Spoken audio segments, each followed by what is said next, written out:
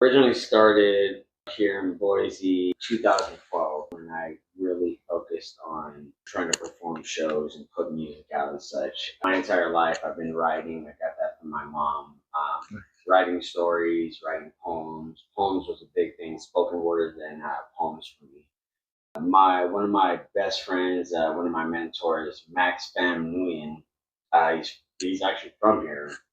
We were both hip hop instructors at 2010-ish, and I somehow just kind of fell away from it. And this guy just amazing. He's been touring with Justin Timberlake and Ariana Grande. But it was like 2011, maybe end of that year. I remember showing him something, a spoken word piece I wrote, and he's like, "Yo, that'd be really dope behind an instrumental. You should try rapping that, like throwing a little bit of oomph behind it."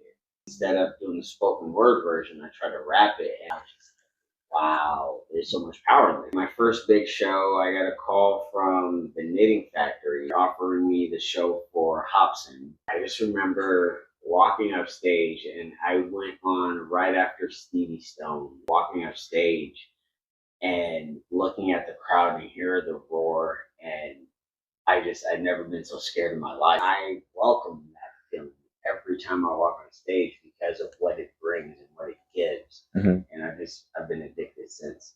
And does it continue to feel like that each show you do? Each show has its different feeling, and it's like it's not even the show, it's like what you're going through as an artist, as a person prior to that show. So each performance brings a different feeling. But ultimately everybody, fans, production, artists are all going there to embrace and enjoy a good night of music. The job from the artist is to have guests in your house and you treat your guests respectfully.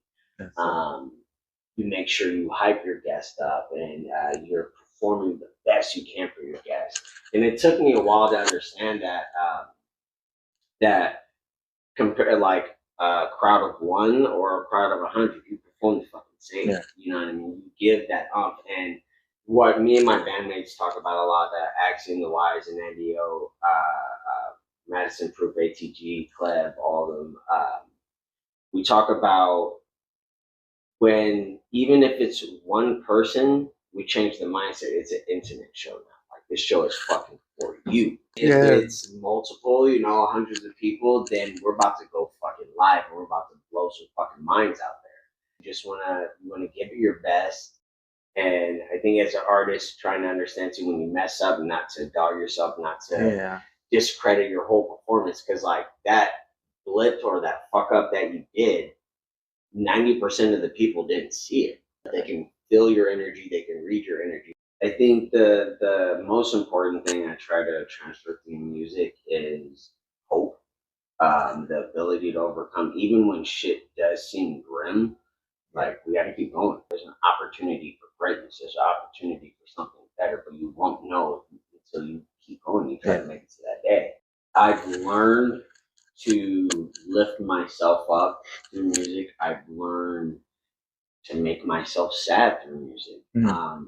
And there's a time and place for anything. Sometimes there's times where you just need to fucking break down, and like, not on some sad boy shit, but like an emotional flush. As a kid, I was a very sensitive kid. As a kid, I used to cry all the time. Like, that's how I would release my anger. Different from most boys in my area, and most boys in general. Like, when you get frustrated and mad, you react. I just didn't like hurting. You give that same feeling through music, and like at some points, it's like, as an artist, you start to overthink. You're like, oh, am I doing too much? Like, are people not hearing the message? That I think the idea is, at the end of the day, like, we're all looking for hope. We can all use a little bit more hope. I'd rather be the voice of hope versus the voice of despair. Music is definitely giving me the ability to do that.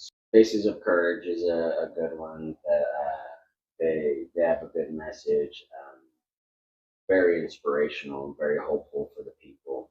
Colleen, a good friend of mine, who did a benefit show. Don't put a period where a comma should be. She's just bringing a lot of awareness to people that have been through domestic abuse, sexual abuse, have lost people to suicide, just uplifting the mentals of people suffering right now. And it's a clear indication this world, 99, if not 100% of the people are fucking suffering. So I feel like she's giving tools to anybody, helping them get through their despair, get through their darkness.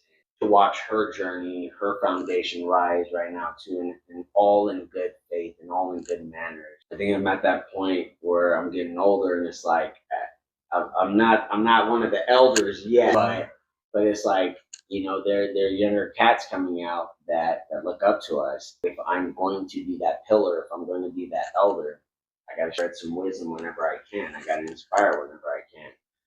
That's how communities work. That's what I want to do. I did a couple out of state shows with my Earthlings. Just seeing the community outside and like how strong they were knitted together, musically and the camaraderie. Versus like I feel like out here it's like there's different factions. We're all heading to the same fucking destination, but on different buses and cars and shit. Right. And it's like I've always wanted to everybody to be together. You know, people beef, people get mad at each other. I get it, that's part of life. But like ultimately, if we're gonna say community, we have to do the work. Andy O is a big advocate for that and a big inspiration of mine for that. He brought that to my attention. It's just like how much we were integrated with the community and what we've done with the community, what we want to do with the community, and like our hopes for the community. Like, right. Like he was already sounding like one of the fucking elders. So I'm like, damn, man, like, and I'm getting there. I'm getting to that point. Like I don't know. I don't feel like my time is come and gone. Like anything can happen, but like my focus isn't on glitz and glamour. But when it comes to music stuff, I'm about growth. I am about spiritual, mental, physical, fucking call it whatever, growth. The ability to overcome on your own through music. And not only that, but inspire other people that are going through similar shit that they feel like it's impossible. And then you're just like, hey, I wrote this. It's not impossible. You know, listen to this. Read this real quick. I definitely want to make sure that whatever I leave behind for my community is remembered in a way that can transpire to other artists to do the same, to make sure like we are doing this for our community. Correct. You know what I mean? Yeah. And in turn it is for ourselves because we're a part of that community.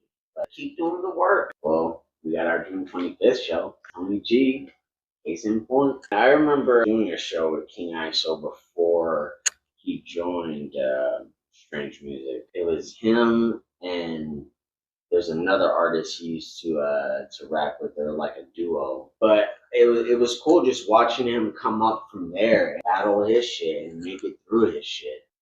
It'll be kind of cool, full circle. This is Wan-Kenobi, and you are in tune.